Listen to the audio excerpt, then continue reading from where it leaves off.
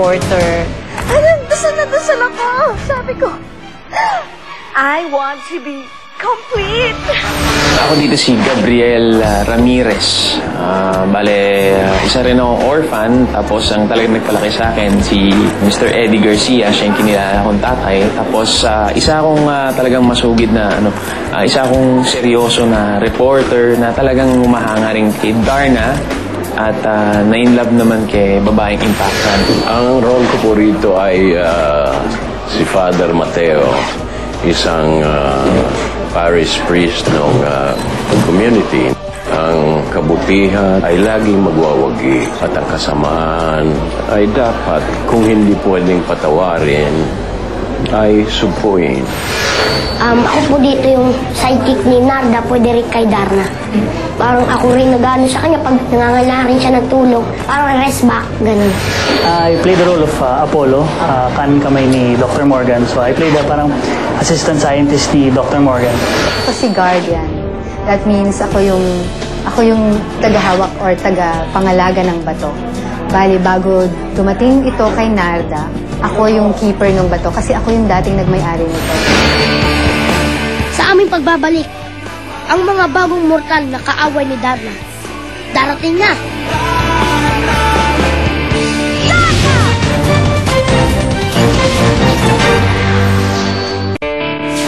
Mula nung lumipad si Darna sa comics noong 1947, hanggang sa mapanood siya sa Pinilaang Tabing noong 1950s. Darna!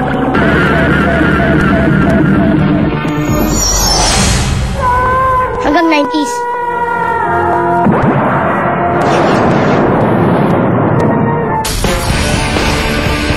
Iba't ibang kwento na ang nilikha tungkol sa buhay ni Darna. Pero sino nga ba ang tao sa likod ng superhero? Darna! Paano naging Darna si Narda? Of course, the effects will be great. Of course, the effects will be impressive. But we do not let ourselves get carried away with effects. We don't let ourselves get carried away with fight scenes. We don't even let ourselves get carried away with just acting. This is a very well-crafted show. Pamilyar silang lahat sa itsura ni Darna, pamilyar sila sa mga kapangyarihan ni Darna. Pero wala talagang nakakilala kay Narda. We wanted to tell the story of the woman behind the superhero. Ano yung mga sakripisyo na kailangan gawin ng isang ordinaryong babae para maging superhero. Ano yung mga kailangan niyang i-give up. Palagi ko ito yung magiging interesting sa Darna. Mas makikilala natin si Narda.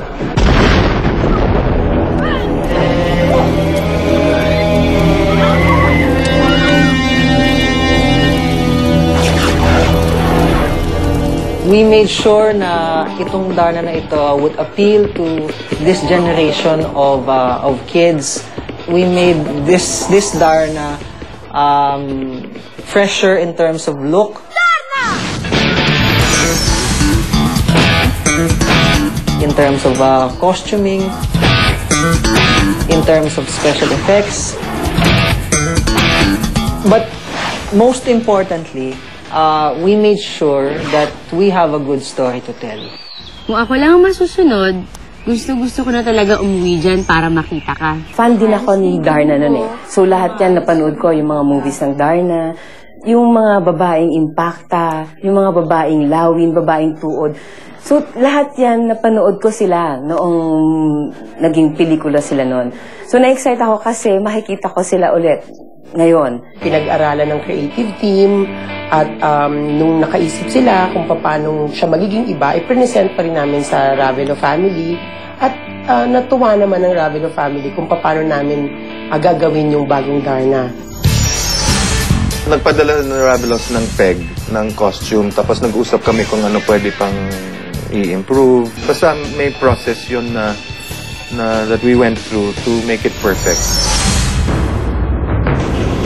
Hindi may pagkakaya.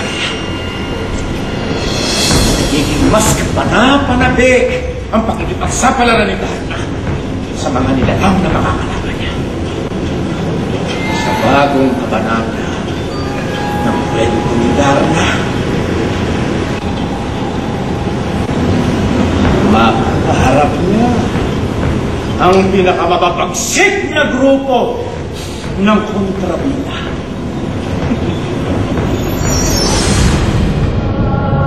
Ako dito si babaeng Impacta. Nagiging masama lang ako because dahil kay Impacta, kay Impi, pag sumasabit na siya sa likod ko, yun, nagiging salbahe na ako. Parang ang gagandang babae, biglang talagang iba yung itsura namin, di ba? Kung gaano kami kaganda, gano'n naman kapangit yung mga ugali namin at yung mga balak namin, lalong-lalo na kay Darna. So ako, ang isa sa mga powers ko dito, lumalaki ako. Siguro mga 5 beses ng laki ko. At humahaba tong mga to, no? So napapatay ko lahat ng mga tao. Talagang nag-ahasik kami ng lagim. Ako si babaeng linta. Kaya kong magsama ng mga linta, tapos kaya kong ihagis yung mga tao. Or kahit anong bagay na gusto ko. Ako si babaeng lawi. Mabilis ako, tapos nauutusan ko yung mga ibon, and then pag humuni ako, medyo nakamamatay siya. Sa lahat kasi ng mga villains, ako lang yung nakakalipad. So, mag-expect sila ng fight scenes namin ni Darna sa harness, sa ere.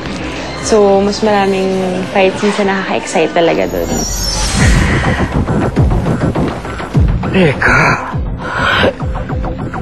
mukhang kulang pa ang hanay ng mga walang puso't may itim na budhi at kaluluwa.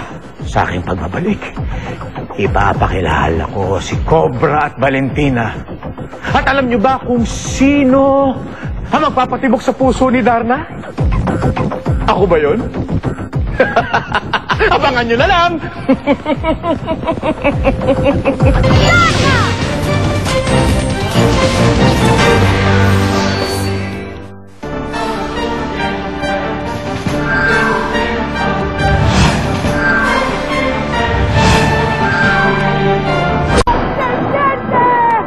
Kung merong mang reyna ng kasamaan sa mundo ni Darna, yan ay walang iba kundi si Valentina.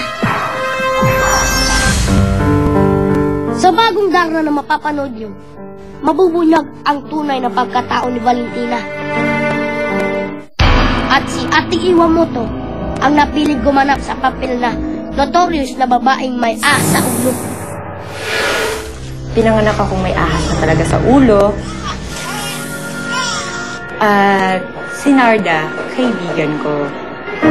Valentina, bakit hindi mo sinabi sa akin? Dahil kinahihiya ako.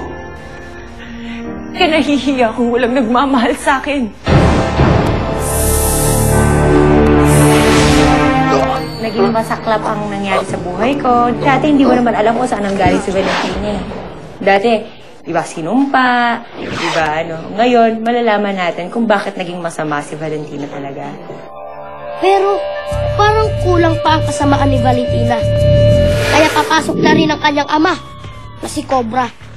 Nagagampanan ni Kuya Paulo Contis.